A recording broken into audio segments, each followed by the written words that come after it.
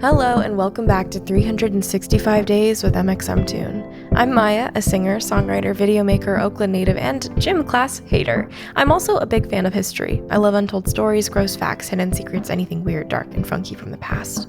So each day I'm going to share a few of my favorite deep cuts with you. So let's take a look at today's stories. It's 365 with mxmtoon.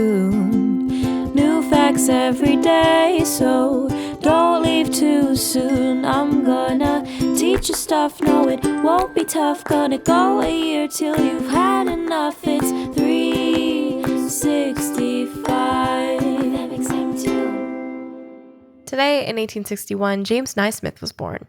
Who's James Naismith, you ask? Well, he's the inventor of one of the world's favorite games, basketball. But let's reverse. Naismith was born on a farm in Almonte, Ontario, Canada. His parents were immigrants from Scotland. He was never given a middle name, although during his time at the University of Kansas, an administrator accidentally gave him the middle initial A, which was used on and off throughout his adulthood. Naismith wasn't a great student, but he loved being outside, working on the farm or playing outside with other school children. They played games like hide and seek and catch, as well as an adaptation of a medieval game called Duck on a Rock, where someone guards a big balance stone from other players while they try to throw smaller rocks at it and knock it down. While playing this game, Naismith realized that softly lobbing a rock at the bigger rock was more effective than throwing the rock straight at the larger rock. This later proved to be pivotal knowledge in the conception of basketball. Naismith was orphaned early in his life and ended up living with his aunt and uncle. He graduated from high school in 1883. He went to attend McGill University in Montreal. Other famous alums include William Shatner, Justin Trudeau, and Leonard Cohen. At McGill, he played Canadian football, lacrosse, rugby, soccer, and gymnastics. He ended up earning his bachelor's in physical education. He went on to teach PE at McGill and became the university's first director of athletics. He then moved to the States to teach PE at the YMCA International Training School in Springfield, Massachusetts, which is where he would invent basketball. At the new school, Naismith was working with a particularly rowdy class one harsh New England winter. They couldn't play outside, and the students had a lot of pent-up raucous energy. The head of physical education at the school gave him 14 days to create an indoor game that would provide a sufficient athletic distraction for the difficult class. The parameters were that it not take up too much room, keep the track athletes in shape for spring, and be a fair game. Plus, not be too rough. Naismith got to work. He thought about the most popular games at the time, which were rugby, lacrosse, soccer, football, hockey, and baseball. He thought about the parameters his boss had given him and decided that a large softball would help the game stay away from being too rough. In the same vein, he realized that most injuries and contact happened while running with or hitting the ball, so he decided that passing was a rule. He put in even more effort to take away combat by making the goal unguardable by having it be above the players' heads. He thought back to the game, Duck on a Rock, as a child, and he made it so that the most effective shot would be a similar, soft lobbing shot. He named the game basketball and put together 13 rules. Rule number 1, the ball must be thrown in any direction with one or both hands. Rule 2, the ball may be batted in any direction with one or both hands. Rule 3, a player cannot run with the ball. The player must throw it from the spot on which he catches it. Allowance to be made for a man who catches the ball while running at a good speed if he tries to stop. Rule 4. The ball must be held in or between the hands. The arms and body must not be used for holding it. Number 5. No shouldering, holding, striking, pushing, or tripping in any way of any opponent. The first infringement of this rule by any person shall count as a foul. The second shall disqualify him until the next basket is made or if there was evident intent to injure the person for the whole game. No substitution shall be allowed. 6. A foul is striking at the ball with the fist, violation of Rules 3 and 4 and such described in Rule 5. 7. If either side makes 3 consecutive fouls, it shall count a goal for the opponents. Consecutive means without the opponents in the meantime making a foul.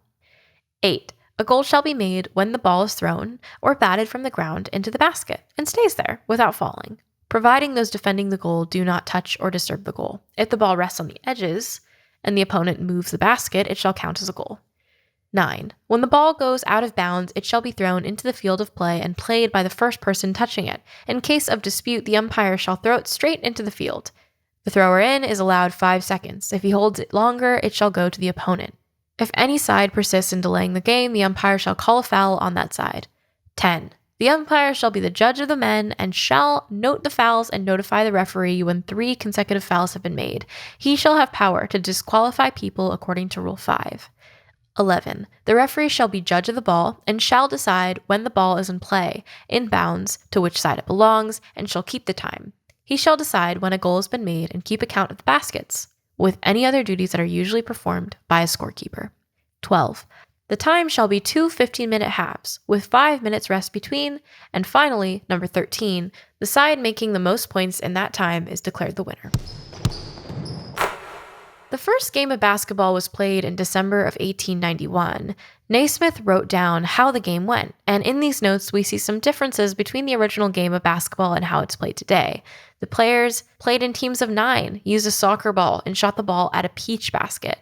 By the next year, basketball had become super popular on campus. Dennis Horkenbach, the editor-in-chief of the Springfield College newspaper, The Triangle, wrote an article about basketball, calling it the new game. People wanted to call the game Naismith ball after its inventor, but Naismith refused out of humility. The YMCA introduced basketball to the nation the next year in 1893, and Naismith went on to create the first basketball program at the University of Kansas. In 1904, basketball was introduced as a demonstration sport at the Summer Olympics in St. Louis.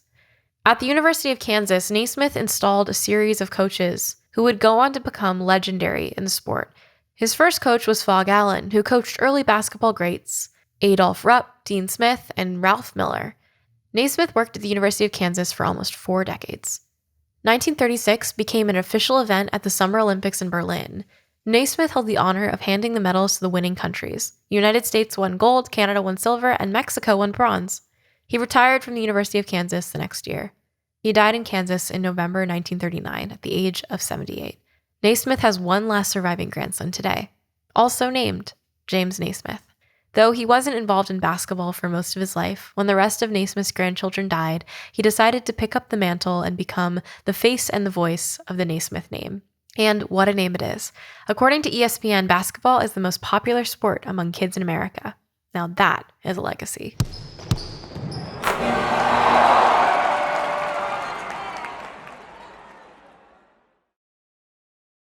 Let's go forward in time for a music fact. Today, in the year 2000, Madonna played her first show in 8 years. She played 5 songs, performing a 20-minute set at New York's Roseland Ballroom beneath a giant American flag.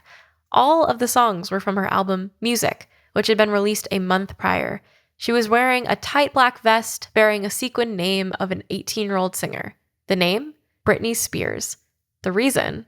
Madonna says she worships the younger star.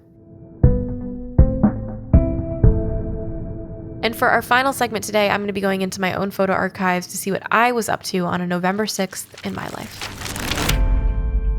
So on November 6th, 2019, I was touring and I went to Canada, and I was really excited because I had a special guest who was coming to the show that day, and her name is Amanda Ratchley. She's a YouTuber, a vlogger, a bullet journal, a bujo guru, if you will. She is super, super amazing, such a talented visual artist, and also makes her own bullet journals for her audience and everything. But Amanda and I, for as long as I have ever been online, have been compared to each other because we look somewhat similar to one another. So I met her on November 6, 2019 for the first time, and we took a selfie together. And we didn't see the similarities until we took the photo together, and we were like, oh, yeah, we kind of do have the same face. But how often is it do you get to meet like one of your doppelgangers? It's pretty rare. So it was super nice, and she's such a lovely person, and it was such a nice, joyous moment to meet her. But that's all for today. Thanks for going back in time with me, and remember to subscribe wherever you listen to podcasts so you can come back tomorrow for more facts from yesterday. It's 365 with mxmtoon.